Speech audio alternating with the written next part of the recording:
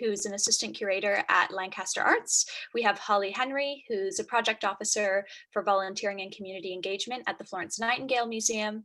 And we have Caroline Chestnutt, who's the volunteer manager at the Courtauld Institute of Arts. So I'd like to start off by giving each of our panelists a chance to introduce themselves and just tell us a little bit more about how their work involves volunteers. So Holly, could we perhaps start with you? Hi. So I'm Holly. So I work at the Florence Nightingale Museum as a project officer for volunteering and community engagement. So I came on board there last September, as part of a Heritage Lottery funded project. And a big part of that Heritage Lottery funded project was to start a volunteer programme. So the museum didn't have a volunteer programme before, or a formal volunteer programme. So my role is involved setting that up and putting those policies and procedures in place and recruiting volunteers and introducing volunteering to the museum. Brilliant. Thanks so much, Holly. Caroline, would you like to go next? Hi, I'm Caroline. Sort of similar to Holly, I've been at the Courtauld for just a year. I think it was my work anniversary yesterday.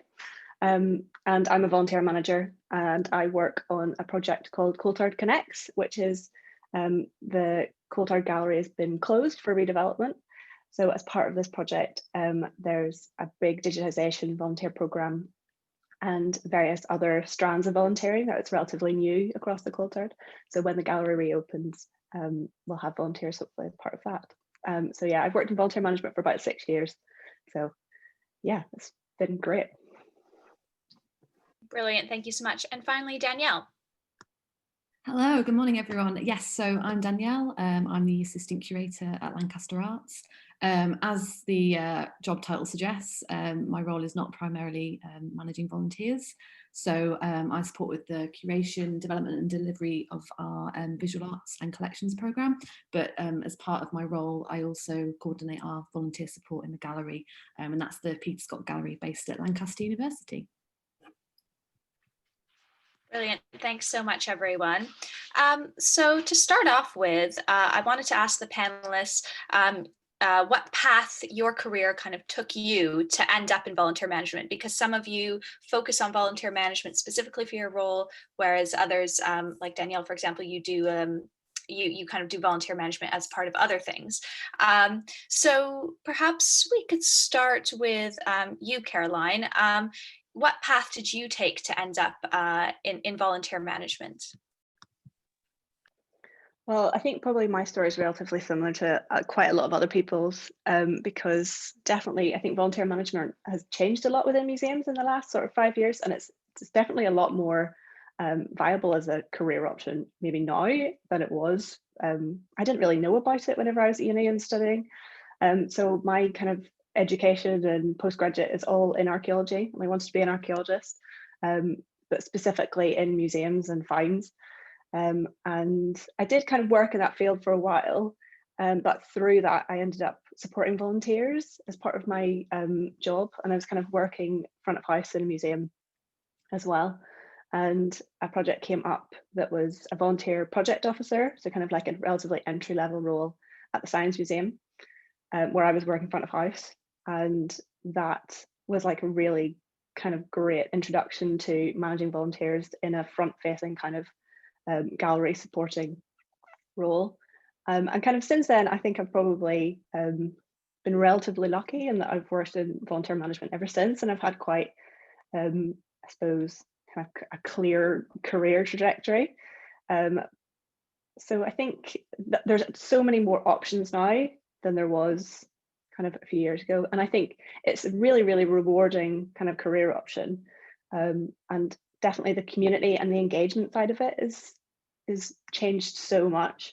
So yeah, I mean, I think I didn't set out to become a volunteer manager, but I've been one for a few years now, and it's great. It's really interesting to hear that, Caroline, and also how you've seen kind of the development of volunteer management as a profession become kind of more well-known and more widespread over the course of your career. Danielle, just to contrast, could you talk to us a little bit about how your journey into volunteer management evolved alongside the other work that you do?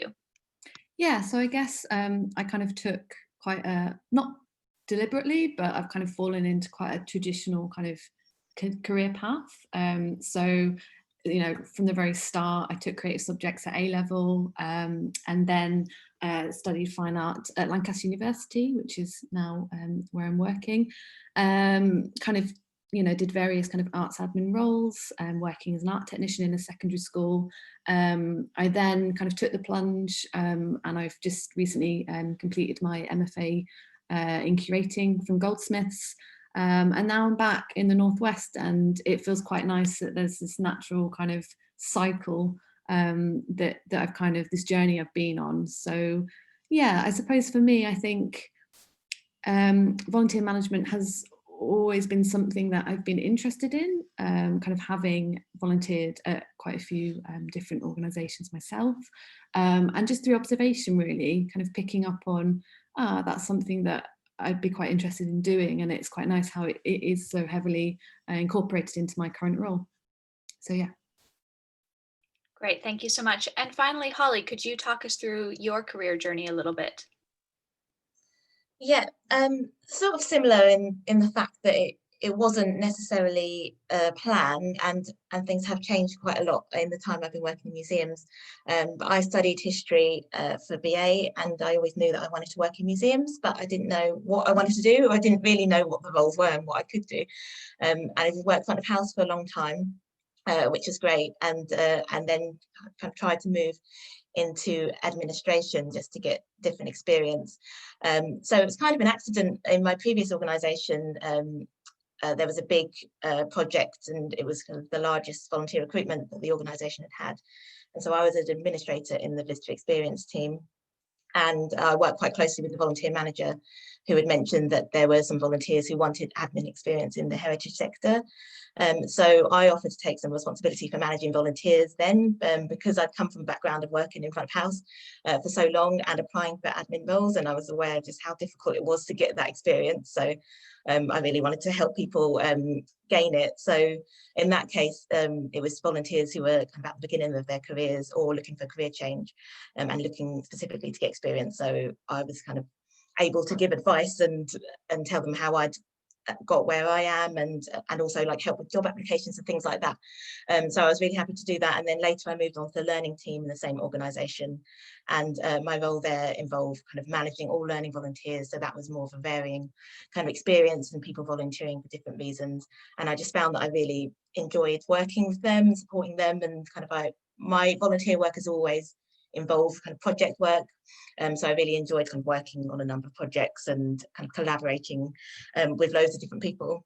And then the role at the Florence Nightingale Museum came up last year, and it was just kind of a great combination of all of that community engagement and volunteer management.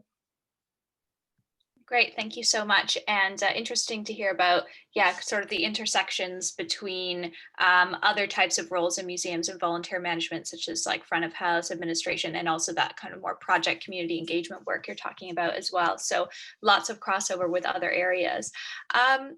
Maybe I'll go to Danielle next.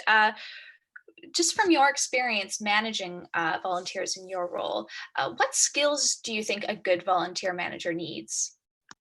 I think for me, a massive one is just having that empathy. So kind of really understanding kind of volunteer needs, and not assuming that everyone has come from the same background, has the same understanding of what it means to even kind of be in a gallery or museum setting, and just being able to be approachable, and for them to just open up with you kind of in those initial few conversations, and just kind of presenting yourself to them as someone who is kind of, you know, knows what it's like to be starting out and not quite sure, you know, what path they might want to take. So yeah, that one for me is a big one, definitely. Thank you so much. And I think it's yeah, it's really interesting that you kind of honed straight away onto the relationships part of volunteering, which I think most of us who have worked with volunteers or have volunteered ourselves would probably highlight as one of the key motivators of volunteering is building those relationships and having that empathetic environment, as you say. Holly, what about you? What skills do you think a good volunteer manager needs? Yeah, I definitely would agree with what Danielle said. Empathy is a big one, really important. I just think, yeah, that those good communication skills and being a people person, enjoying working with a range of people. My job actually can still be quite admin heavy, but my favourite parts are when I'm actually engaging with people, engaging with the community, engaging with volunteers, and away from my desk, and also just having a desire to work with loads of different people and wanting to have a diverse kind of program and workforce, I think is a real must. And also just to add, just being open-minded and flexible. I think those are really important skills to have, to be able to listen to what volunteers want and take that on board and know there's just not kind of one formula that works for everyone. You'll have some structure, but just being open-minded and willing to change that. Thank you for that. Yeah, I think it's a really interesting point that flexibility when it comes to managing volunteers as opposed to staff, a lot more flexibility is usually required on both sides to kind of make it work for everyone because there's less of that solid structure there of kind of employer-employee relationship. Thank you. And finally, Caroline, as someone who's worked in volunteer management for a lot of your career, what skills do you think a good volunteer manager needs? I definitely echo what Danielle and Holly have said, and I've kind of joked at various points that being a volunteer manager is sometimes a bit like being a counsellor because you kind of hear, you meet such a variety of different people, and you kind of people's children's names, when they're on holiday, kind of you get a really lovely insight into people's lives, which I think that really does come from being a people person. But kind of, as Holly mentioned, the admin side of it is really, really important. And I would definitely say being organized and being very kind of considerate in terms of like how you send emails. A set tone is very important when you're working with volunteers because totally the flexibility is different, the expectations different. And quite often you're emailing like large volumes of people who have totally different reasons for wanting to volunteer, to be involved, completely different backgrounds. So I think having that sort of consideration for obviously things like GDPR, but you're also kind of like the first point of contact that a lot of people might have with that organization. So being kind of friendly and keeping track of who's emailed you sounds really silly, but when you're dealing with like hundreds of people and hundreds of potentially CVs, you need to kind of be quite organized. But that's one of the lovely things is that you do get to meet a variety of people, but on the flip side of that, you have to be kind of very structured in terms of how you approach keeping tabs on all of that information. Thank you so much, Caroline. Some really useful tips there. And actually, that leads me very well onto my next question. So I hope you don't mind, but I might kind of explore some of the things you've mentioned a bit further. So you've talked about some of the tasks that a volunteer manager needs to do in terms of communicating potentially with large groups of people, keeping track of emails, keeping track of relationships, like why people are interested in volunteering and their families' names and things like all sorts of really interesting things like that maybe other types of managers don't need to think about as much. What are some other kind of typical tasks a volunteer manager needs to do? And kind of how do you balance this throughout the day with maybe your other responsibilities?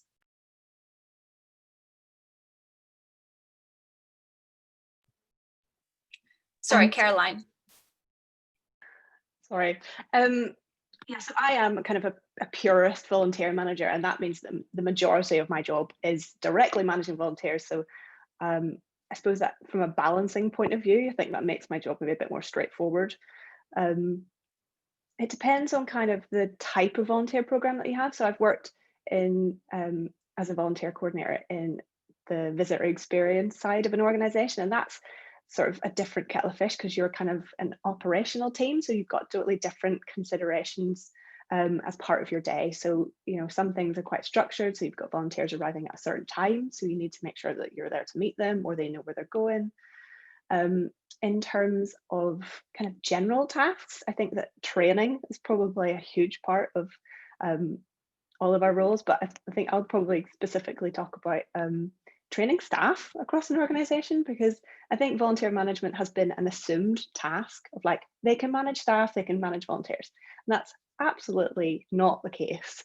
And some people, it comes really naturally to, and it's great, but there's also like a lot of legal concerns, and you know, there's the policies and kind of structures that, like Holly mentioned. It's really important that staff know those and understand them, and understand the difference between volunteers and staff. So that kind of training responsibility sits with me within the organisation. And yeah, it doesn't come around very often, but I think that's very rewarding. Kind of making sure that everyone feels like they can include volunteers and do it properly and do it well. Great, thank you so much. That's really useful. Danielle, I can see you nodding away. Did you want to go next? Yeah, I just wanted to pick up on your point, Caroline, about training and including staff. I think it's so important, and it also feeds into that kind of feeling of, you know, whether you're a volunteer, director, whatever your role is, you are part of that team. I work at a lot smaller organisation, but again, your point about, you know, just keeping track of who's doing what and when, and it's still so important. And I think just that attention to detail goes a long way with volunteers, and they do pick up on that, and I like to think that they appreciate that. And yeah, just feeding on that point of training. So I can't be in this panel without mentioning my colleague, Rob Gregson, who's our production assistant. So he runs the front of house volunteer programme, and we've kind of just come together and we've kind of put on online COVID training. We've run webinars that they can participate in, all these kind of things that just, you know, share the workload with the team. And I think by involving as many team members as you can, it's really important to just, yeah, making everyone feel like they're valued. And I think that's really important. And also it kind of highlights how important volunteer management is within the team, and the work that goes on quite often behind the scenes. Yeah, absolutely. Yeah, really useful points coming up there about, yeah, that kind of interface between the staff and the volunteers, and yeah, just kind of, again, emphasizing those relationships and the individuality of volunteers as well, and making sure that's valued. Holly, would you like to talk a little bit about your kind of day-to-day work with volunteers and how you balance it with everything else? Yeah, of course. Yeah, and also to go on that point of training as well, because where I work in a small museum, so my role as volunteer coordinator actually requires me to work in all different areas of the museum. There are actually only 9 members of staff at the Florence Nightingale Museum. We have just over 30 volunteers. So there may be different volunteer roles. It depends obviously how far volunteering stretches across your organisation. But if there are volunteers in different departments, as a volunteer coordinator, you have to be kind of aware of the work of all of those different departments. And so I'm working closely with members of staff in those departments to train and supervise volunteers. But I'm also usually learning aspects of other people's roles so that I can train volunteers myself in those roles and be able to support them in those roles. So you are actually kind of more across the whole organisation than people might think. And as I said before, my work volunteers has been mainly project based, and right now I'm working with across kind of 4 different projects with 4 different volunteer roles, including young volunteers aged 14 to 18. So it's managing those kind of different strands of work in a 3-day-a-week role, while also kind of managing other community engagement opportunities. And then when kind of training staff and inductions, training volunteers and inductions and all of that comes up, that's kind of a full day of being out on the ground and actually kind of being the person that the volunteers shadow. So it's, yeah, again, going back to that, it's managing the admin and all of the practical sides as well. But I do also try to give volunteers a lot of autonomy and kind of always open to suggestions and ideas from them, and getting them to help out with some of those practical things as well. Thank you so much, Holly. And I think that really speaks to, you know, how varied and dynamic volunteer management as a role or as an aspect of a role can be, that maybe is something that's not acknowledged as much in the sector as perhaps it should be. And also, I think a really interesting point is you mentioned how your volunteer team at Florence Nightingale is quite a bit larger than the staff team. And I'm sure there are many other museums that are like that as well, where actually the volunteer team is maybe the largest team amongst a workforce of an organization, and thinking about, to what extent is that valued as much as it should be. It's quite interesting. So actually that leads very well into the next question, and I might go to Danielle first for this one. How do you think wider museum colleagues at your organization perceive volunteers and their contributions? And do you think those perceptions are fair? I think working at a university, I think there's a wider perception that volunteers will just come and go. So whether that's at Lancaster Arts or another department, or wherever it might be within that, whether it's through the Students' Union, there is generally, I think, a perception that they'll do their 3 years or their masters and they'll go away and find a paid job. But I think what I've found is that some of our best volunteers have really stuck with us, and they're the ones that are there kind of week in, week out, who are just generally on the ground spreading more interest through word of mouth. And I guess I'm kind of a prime example of that. I started out as a volunteer, and I'm back, and I think that's kind of just shows that I did feel valued, and I have happy memories of what it was like to volunteer. And yeah, it's so important just to not make assumptions anywhere along the line, because like you mentioned before earlier this chat, Ashley, you never know where your colleagues will go on to get to. And I think that kind of says a lot about the sector. We just treat everyone equally. Absolutely. I think that's a really valuable point. And certainly my own experience managing volunteers, oftentimes they've been in an organization longer than I have, and I actually end up learning a lot from them. So they hold a lot of institutional knowledge in some cases as well. Holly, would you like to talk a little bit about how wider museum colleagues, either at Florence Nightingale or maybe just even in the sector, perceive volunteers and their contributions? And what do you think about that? Yeah, it can be a difficult one. I think most people do appreciate the roles that volunteers play, but I just think it sometimes needs to be more of an organisation-wide effort than it is, and it can't always just fall to one person. I mean, I make a real point of introducing volunteers to the team at the Florence Nightingale kind of through the handbook. There's all of the staff are in there and their contact details, and then also on the induction day having different team members introduce themselves and talk about their roles, and volunteers know they can contact any member of staff if they want to. The first port of call is usually to go through me, but if they want to contact someone directly they can. That's easier in a small museum.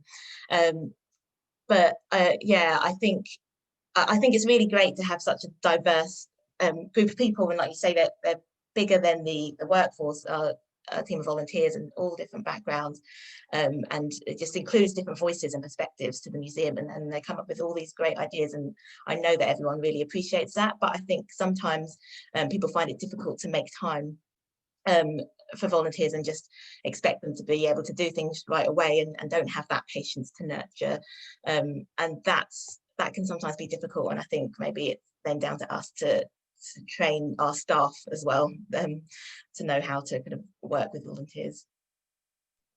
Thank you, Holly. And yeah, again, kind of coming back to that really interesting point about, how actually specific the skill of managing and working with volunteers is. And it's something that does require training and development, and it's not necessarily something that you can just pick up from scratch. Caroline, would you like to talk a little bit about how you think kind of wider museum colleagues perceive volunteers and their? I think that this is something that I've definitely struggled with this over the course of my career, and I think probably a lot of people who've worked in volunteer management anywhere probably have done as well. Because a lot of the time as a volunteer manager or somebody who supports volunteers, you're constantly putting your head above the parapet and saying, what about the volunteers? Or are they being included in this? And I think it's definitely changed, kind of from working years ago at the Science Museum and kind of introducing quite a large volunteer program. There was already volunteers there. There'd been volunteers there for about 10 years, but kind of doing quite a large scale project. And similar to Holly, a lot of the stuff that I've done has been project based because it's dependent on funding. And noticing kind of definitely senior management attitudes change as well. And I think that part of that is dependent on how volunteer managers and how as a sector we talk about volunteers, because I think traditionally it has been very much volunteers are great, they've done this, and you know, it's about the people side of it, but that isn't necessarily what motivates senior management across the sector. They have to make difficult decisions. Funding is scarce, we know these kind of things. So I find kind of presenting it in different ways, like this is the value that our volunteer team bring. Like, you know, one of the big terms across the volunteer kind of sector is like return on investment, and kind of putting it in financial terms for kind of senior management. And I've definitely noticed like a change whenever you present the impact of what a volunteer program does, or the kind of the amount of people that it helps us integrate into the organization that we wouldn't otherwise be able to engage with. I think that's definitely changed kind of how I report things and how I think about things. But I think also it's definitely changing as the sector, the staff who make up the sector change, because I think that there's been kind of like the people who have maybe worked in the sector for 20 years, who haven't volunteered, who didn't volunteer. And that's changing now with the amount of people who volunteered and have that experience and have had really positive experiences of volunteering, are kind of in those positions now. So I think they think kind of a lot more favourably about people who support the organisation in that sense as well. Yeah, it can be a difficult balance, but I think generally it's overwhelmingly positive. But it's about consistently making sure that people are included and not an afterthought. I think maybe that's the nicest way to put it. Thank you. That's a really good point about, you know, how you're as a volunteer manager, you're very much an advocate for volunteers and volunteering across the organization, and that's an ongoing process that kind of never ends. We have an interesting question in the chat. I'm going to try to summarize it. But as someone who works with, as a group of people who work with volunteers, do you feel that the scope of your work is underestimated, or perhaps not understood, or even under remunerated?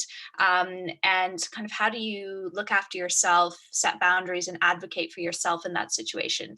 Holly, would you perhaps like to speak to that? Yeah, definitely. That can be quite hard. I mean, definitely there's sometimes a sense that it's like, well, volunteers can do that, or you can do that with volunteers, and people don't really appreciate what goes into it, or the process of actually putting volunteer roles together, or kind of training volunteers to do something new. And so sometimes, yeah, I think it is a bit underestimated in that sense. And kind of looking after yourself and setting boundaries can be difficult when the expectations are a bit high and aren't always properly understood. I think it's just a case of being really open with your colleagues, and again, that's easier in a small museum.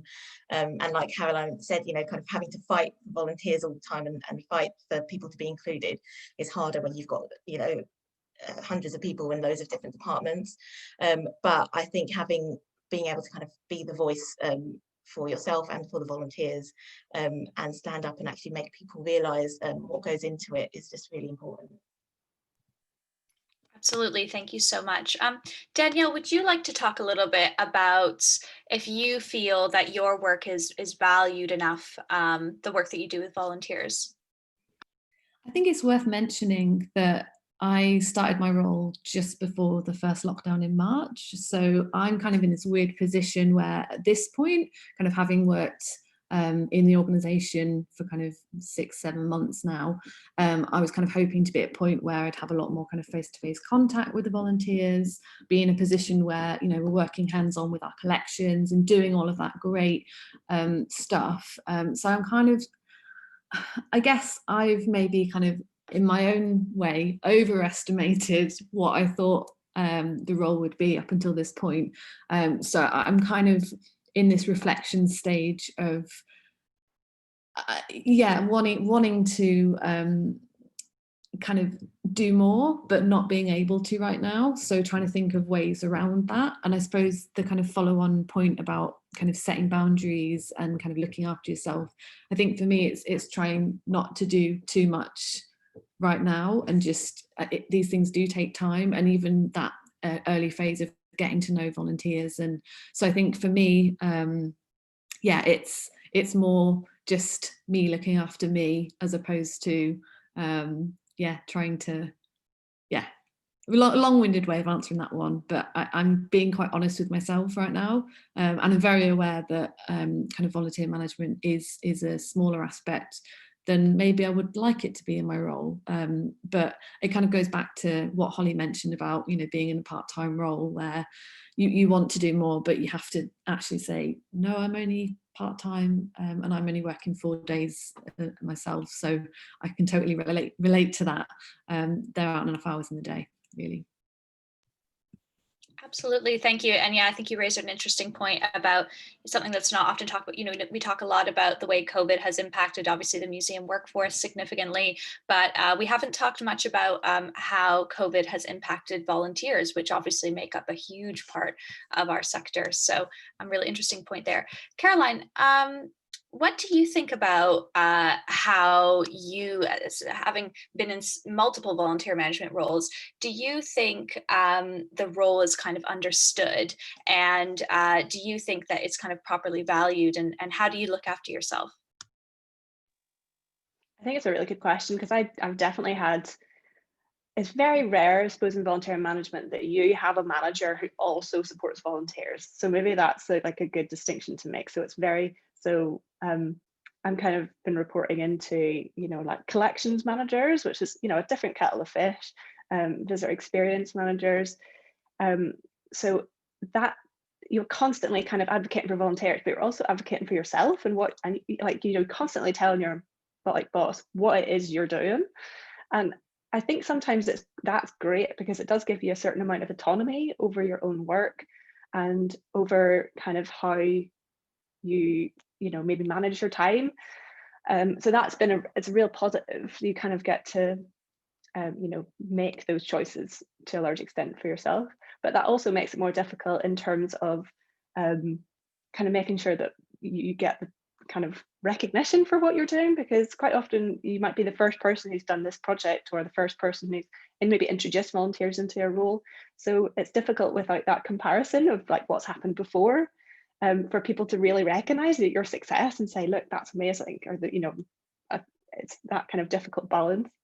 I think it's kind of important to recognize as well that volunteer management is not a new profession. It's been in the charity sector for a very long time. It's very established, and there's a lot more of a structure there, and that includes pay.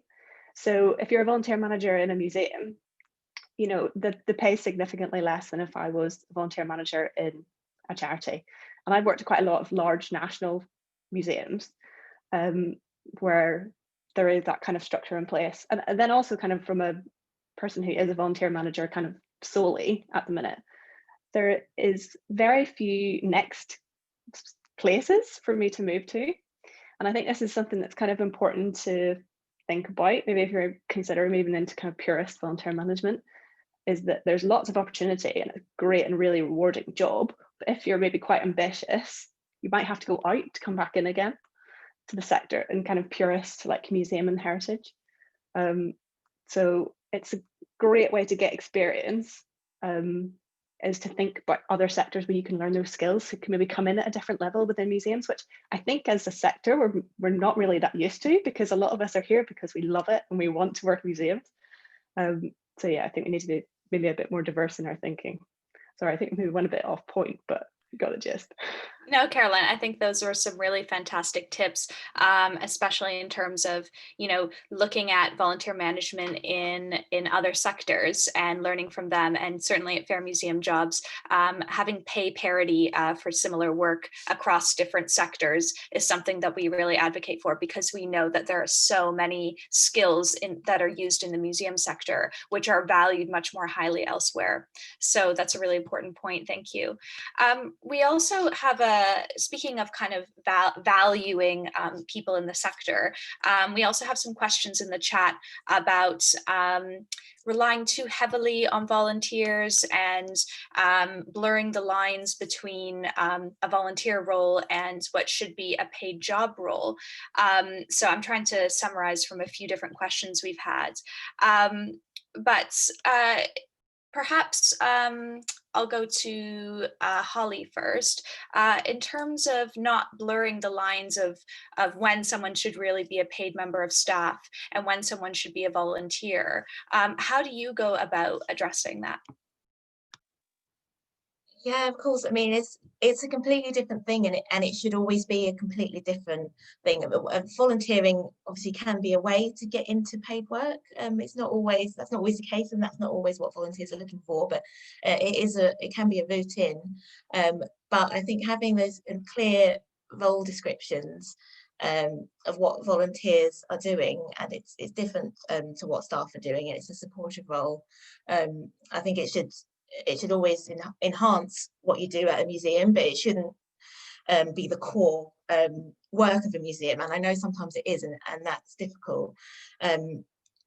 But yeah, I think just having those kind of clear role descriptions and clear boundaries, and also making sure that the volunteer is getting what they want out of the arrangement, which isn't always kind of possible with staff, and people do their day-to-day jobs and they get a bit burnt out and all of that. But for volunteers, it's about them, and it's about kind of making sure that they are benefiting and actually getting what they want. So I think just always checking in with them, and also again going back to what we were talking about earlier about just having flexibility and knowing that it's not a paid role when they're not committed to being there and to doing it all the time, and they might have time off and they might come back, and just being really flexible and open to their situation.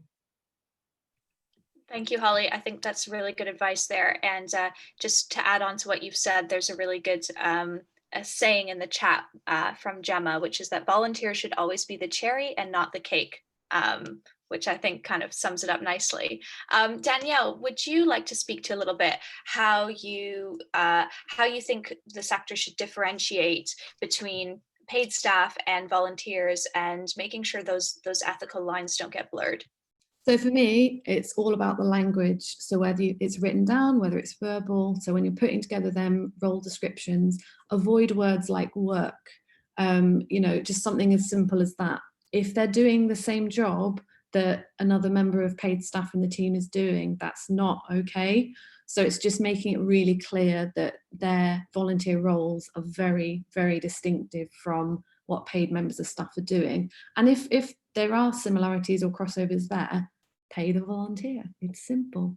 Find the money if they're of that much value. If they're doing the same job that someone else is getting paid to do, you really need to be paying them. And I think just kind of speaking from personal experiences where, I have been in volunteer positions, that you're kind of in those awkward situations where you're almost too afraid to say anything, but it's actually just standing up and saying, why am I doing the same role as someone else who, so it's just, for me, that's just a black and white, right and wrong. If it feels wrong, it probably is. So, and just ask for advice within the team or other colleagues in the sector. Perfect situation today, just pop it in the chat. Thank you, Danielle. Some really good points there about the language that we use around volunteering, and just being upfront about things, and not being afraid to speak out if you're able to do so. Caroline, would you like to talk a little bit about how you think we can make a better distinction between what's a volunteer role and what should be a paid job in the sector? Because I know it's a really hot topic and has been for a while. I think I feel like this comes up every single time we talk about volunteers, and it's volunteering seems to be such a contentious issue within I think museums at times. People can kind of say like it's just free labor and people are just working for free, and I've just never had that experience as part of my job. It's been kind of I think this is why you have to sometimes be a bit gutsy as a volunteer manager, and someone says, oh, you know, volunteers could, I don't know, just take an example, if they're like clean the windows, and you just kind of say like, no, it's not okay. And it's important to be able to stand up and say like, that's not what this is for. And I think that to me, there is a grey area with people. And I think that this is largely down to people just not knowing. And this is, you know, there's lots of people who've been in the sector for a long time. There's people who work in smaller museums that don't have any funding. There's lots of completely volunteer run museums. So there is such an array of different kind of levels of volunteer involvement within organizations. It's really important to kind of consider that. But in terms of, if you're ever unsure, I think that the best way to think about it is, so say you want people and volunteers to engage in a gallery, is to get your learning assistants or your gallery assistants job description and go through it and compare it against your volunteer role description.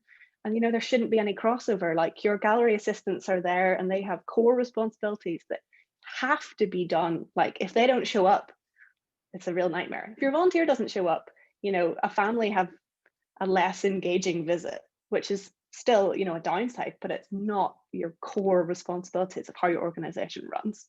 And I think especially for a lot of larger organizations, and probably smaller ones too, you know, you have these conversations with union reps. The volunteer role descriptions are discussed with union representatives, and questions are asked, and, you know, you can be challenged on things of like, how does this fit into the volunteer role, and does this kind of compare to a staff role too much? And I think that it's really, really important as kind of a volunteer manager to be aware of those, and the importance of unions. And I don't think that any volunteer manager or anyone who works with volunteers ever wants to replace a paid staff member with a volunteer. In fact, I know we don't, because it's really kind of dodgy. None of us ever want to do that. So I think that is a very, I would like to think, outdated perception of what volunteers are doing in the sector. Volunteers are going to take our jobs. That hasn't happened. It's not the case.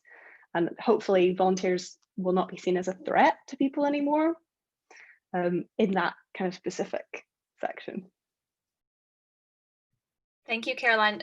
Really interesting and I think quite uplifting perspective there. So thank you for that.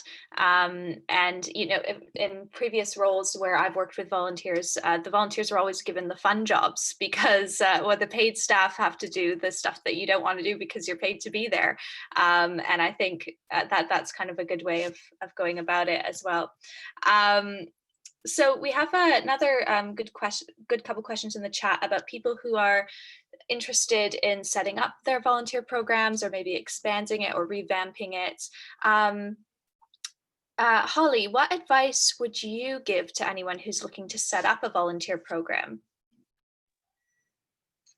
Yeah, of course. And as I said, I've done this recently. I think it's start with the roles. It's all about having proper roles, engaging roles, you know, not just saying it'd be nice to have volunteers, you know, actually what are they going to do, and setting that out and making sure that there's a clear kind of structure of tasks for them. But then otherwise, the way that I kind of set up my volunteer program was really just asking advice and getting input from as many people as possible. Volunteer centres were a great help, and we don't have one in Lambeth where the Florence Nightingale Museum is based, but I sought advice from the volunteer centre in Lewisham where I live, Courtauld Volunteer Centre, Camden Volunteer Centre, and spoke to kind of colleagues in and out of the sector, and just really picked different ideas about kind of what a programme should be and how to recruit and what was inclusive. And you know, there were things that I had kind of put out there that actually some volunteer centres said, oh, I think you could make that a bit more inclusive by taking that off. And I did. So I think just really kind of seeking advice to get that set up and to get all of the right policies and procedures in place, and then to get a really good kind of volunteer recruitment strategy where it's just as wide as possible. And yeah, I couldn't have done that without loads of other people and loads of kind of external and internal organisations and colleagues. Thank you, Holly. Some really good tips there about collaborating with others, seeking advice, asking for help, benchmarking, and also just, yeah, making sure you actually have a proper, thought out role for volunteers. I think it sounds simple, but probably isn't done as often as we would like. Caroline, but do you have any tips for anyone looking to set up a new volunteer program? I think the biggest advice that I would give is to join a network.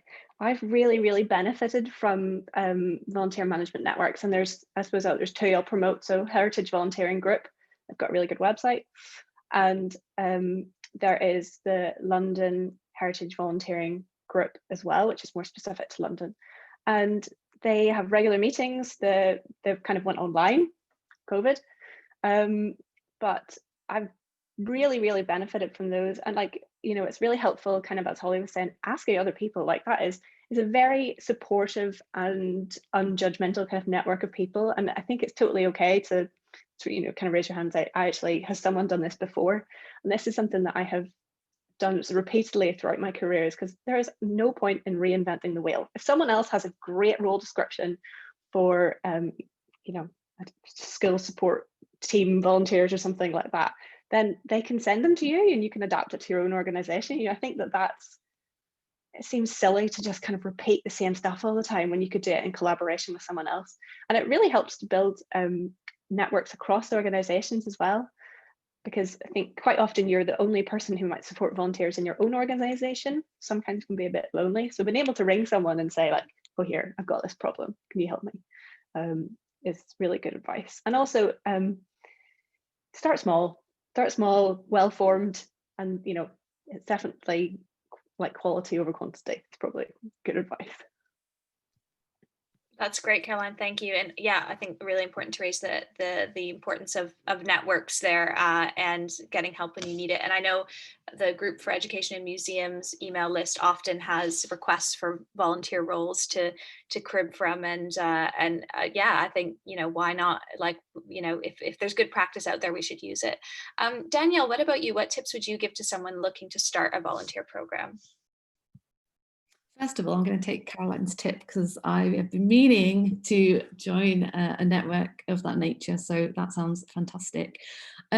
So for me, kind of a few months back, just making really small changes. So something as simple as, so we just put together a small e-flyer, just like a two-sided thing of just making things a bit funner. So again, going back to language, making it sound really inviting, like it's something that anyone might want to do, no matter what their interests or backgrounds are.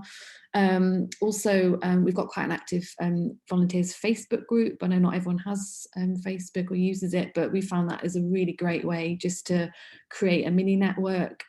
So we've kind of found that volunteers are much more responsive to just kind of messages, and then it's become a really nice kind of virtual space for sharing links and get to know what people are up to, especially we're kind of missing that that face-to-face connection with people at the minute. So that's become quite a nice space, and potentially a starting point if you did want to set up a volunteers program. So yeah, I think definitely starting small, yeah, it's a good way to go.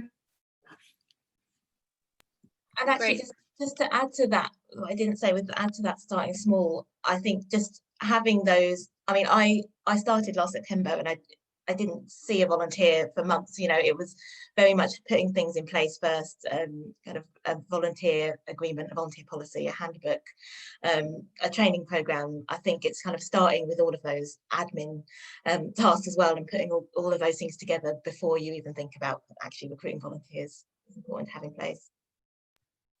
Great, thank you. Yeah, having that foundation is so key. We're coming to the end of our session, but I'm going to try to fit a couple more questions in. We have a question in the chat about different kinds of volunteers and how you balance kind of different motivations. So some of those who are longer term, who might be very active in their local community or retired, versus those who are volunteering as a route just to gain experience, perhaps to get employment, or they want to volunteer on a specific project. Caroline, could you maybe just talk to that? How do you kind of balance those very distinct motivations within a single volunteer team? I think this is a really good point, and I've definitely inherited volunteers is another thing. So, you know, you've maybe had volunteers who've been there already for 15 years and they know a lot more than you do. And it can be a bit intimidating. But especially when you're recruiting for new volunteers, it's always one of the questions I ask in sort of any sort of informal chat I have with a volunteer before they start is, why do you want to do this? Really simple. Do you want it for experience? Do you want it for your CV? Totally okay if that's your reason. Or do you want to meet new people in a different city? Do you want to make some friends? You know, do you feel very strongly you want to give back to the organization? There's so many different motivations for volunteering, and I think that that's one thing that actually gets a bit lost in the museum sector, because I think there is the perception that if you're in a privileged position enough to be able to volunteer, which I think is really important to recognize, that you just want to do it to get a job. And I think that that's far too black and white. There's loads of reasons that people volunteer. And I think actually it's kind of a luxurious position to be in, is to volunteer and do loads of different things, figure out what you want to do and what you want to pursue in a sector that's actually quite difficult to know what all those options are from the outset. I've found that kind of creating information and giving it as a blanket to everyone has been very helpful in terms of longer term volunteers, people who know more than me. I've found a difficult balance of not being, it was quite young whenever I started, and some of your volunteers were maybe, you know, retired and have 40 years of life experience ahead of me. So I think kind of being very straightforward and clear cut with everyone has definitely benefited me. And if someone does kind of say like, oh, you're only 12, what would you know? You know, and just standing your ground saying, oh, actually, I don't know. I know quite a lot. But I think it's an unusual case it would ever happen. Support everyone equally and see what happens, and check in with people and check that they're getting what they want out of it. I think that's crucial. If someone wants experience and you speak to them in 3 months' time and it's not what they thought it was, then they either need to change or try something else. Thank you, Caroline. Yeah, I think having those regular check-ins and just having lots of transparency and clarity and communication is really key. Just quickly, Danielle, would you like to speak to how you kind of balance different motivations in your volunteer team, especially because you're interacting with them pretty much exclusively online at the moment? Yeah, so a great example of this was last week. So I mentioned working with my colleague who runs the front of house volunteer program. So we ran kind of a Zoom catch up similar to this, where it was just more of a check-in, and we just got to know. We had a great mix, people who'd never volunteered before, didn't know who we were, what we did, but then you had people like that Caroline mentioned who, you know, have been there way longer than you have, know a ton of stuff more. But I think the key thing is just being really transparent in kind of managing their expectations of what we can offer them, but also what they can bring to us. So it becomes more of a conversation rather than, okay, this is what you will be doing as a volunteer in this very specific role. It's about, I think it's the balance is kind of keeping the opportunities open and flexible in a way that can work around them and their needs, but also again going back to how does the volunteer program fit in with kind of the wider aims of the organization. And I think there is quite a fine line between the two, but also just kind of enjoying that time away from checking emails and spending time with them. And it was really important for us to host a session that it wasn't us asking them to volunteer with us. It was just, hey, how are you? These are really, really strange times, and just something as simple as just checking in and asking how they were. It went a long way. And then we recorded the session and shared that out to people who couldn't make it. So again, it's thinking about, you know, creating them resources for any volunteer to be able to access. Thanks, Danielle. Some really good tips there. And also, yeah, just recognizing that really fine balance that volunteering is. It's sort of this Venn diagram of what the volunteers' motivations are, what you need from them, what the organization needs, and somehow finding that sweet spot in the middle, I'm sure can be pretty challenging sometimes. Holly, you know, what did you have anything to add on kind of balancing the different motivations within a single volunteer team and making sure everyone's satisfied? Yeah, I mean, I'll disagree with what has been said, and also, yeah, it's just again about flexibility, which we keep coming back to. I mean, I have some volunteers who are ex-teachers, retired, and they're not going to come back to volunteer with us until the schools come back, because that's all they're interested in, and that's fine. But then I also have volunteers of varying different ages and experience who are really interested in remote volunteering, and we're putting those opportunities together. But people can do as much or as little as they want to do, you know, especially at this time. And I am Zooming regularly with them and checking in with them regularly. And I think it's just, and you know, obviously not everyone has technology or wants to Zoom, and so we can do a phone call or we can check in by email. But I think it's just checking in with people, and like Caroline was saying, you know, you ask people at the very beginning what their motivations are. That's the most important question. And when I run the inductions, I say, well, and the volunteer interviews, I say this is a chance for us to get to know you, and also you to get to know about the museum and the role, and whether you definitely want to do it. And sometimes it's not for everyone, but it can be for such a varying range of people. It's just kind of managing those expectations. Thank you so much, Holly. And we've had another good metaphor in the chat, which is that the volunteer manager is kind of like the matchmaker between all these different people, both within the museum and then all the volunteers outside of it. And how do you kind of match them together, match the person with the right role, with the right purpose. So I thought that was a good one as well. We are running out of time, but I just thought to wrap up very briefly, if I could just ask each of the panelists to just give maybe your key piece of advice for anyone who's looking to get into volunteer management, either as a new role or maybe incorporate volunteer management into their existing role. Maybe let's start with you first, Danielle. What advice would you give to anyone looking to get into volunteer management? I think it's just observing colleagues. So if you work in an organization, just hey, can I shadow you for half a day and just see how you engage with your volunteers, and just taking that time out of your kind of normal day-to-day tasks might be useful. Thanks, Danielle. Holly, would you like to go next? Yeah, I think as well, I mean, if you're working in a museum that has volunteers, get to know your museum's volunteers, you know, even if you're not directly working with them, and then you can kind of think about what they might be able to add to your department, or what you might be able to offer them in your department. And even if you're volunteering in a museum, you can still, volunteers can take up on leadership roles and help other volunteers, and that's all great experience as well. Really good point about volunteering doesn't mean not leadership. Caroline, any advice from you? There's so much free, widely available information that you can find just from Googling volunteer policy and educating yourself.